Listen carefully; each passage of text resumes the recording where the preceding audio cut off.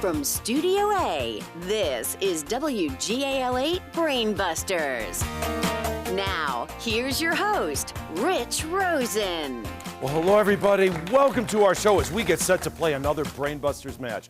Today, Harrisburg Academy and Waynesboro are here to battle it out. One team will advance to round 3 and join Hershey, Hempfield, Central Dauphin, Elizabethtown, and Trinity for another coveted spot in the quarterfinals.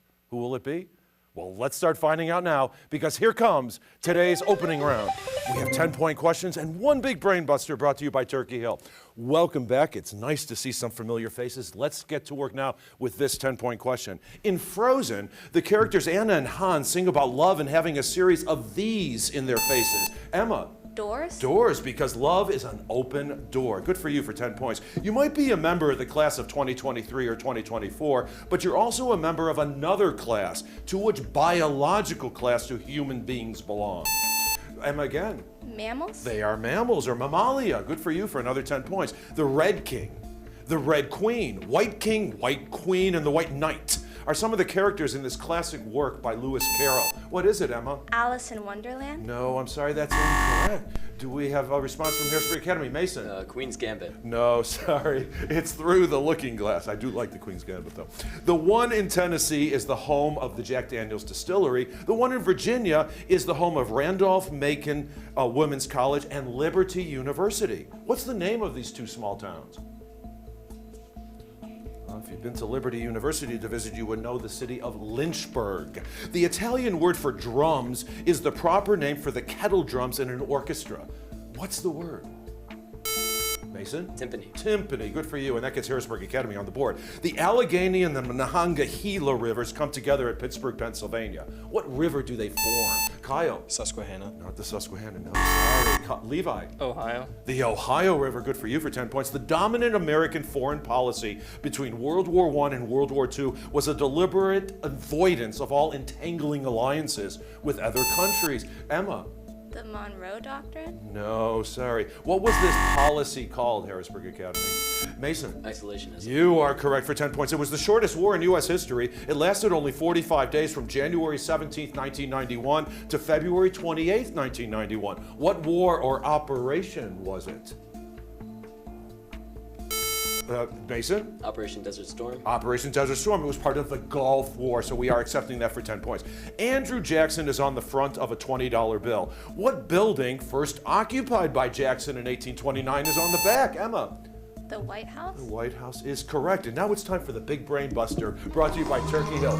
For 10 points and a gift certificate for Turkey Hill ice cream for everyone on the team.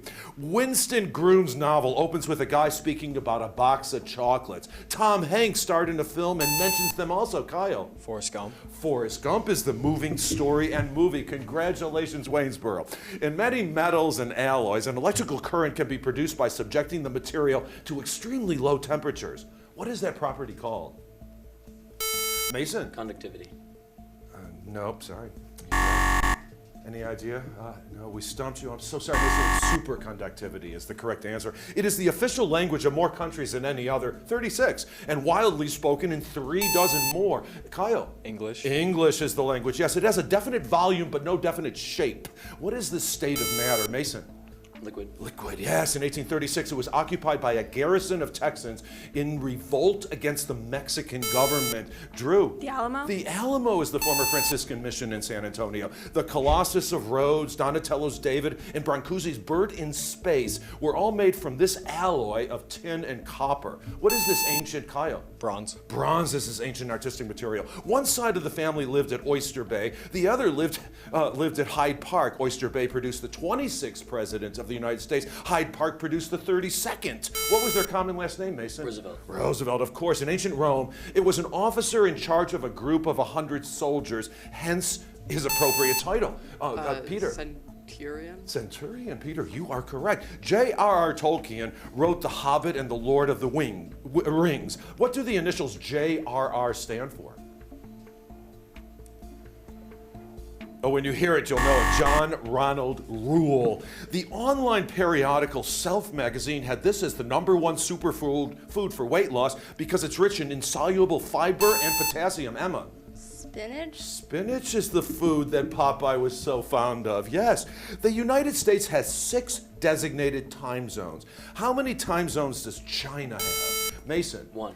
1 is correct, yes. Pope Benedict recently died. This pope was the longest serving pope of the 20th century and the second longest ever, and died in April 2005. Who is he? Emma? Pope John Paul? The first? No, sorry, incorrect. Any idea, Harrisburg Academy?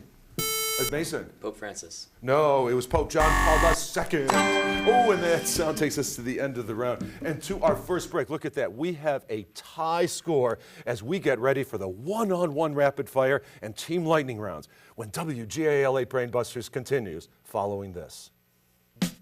WGAL 8 Brainbusters will return after this.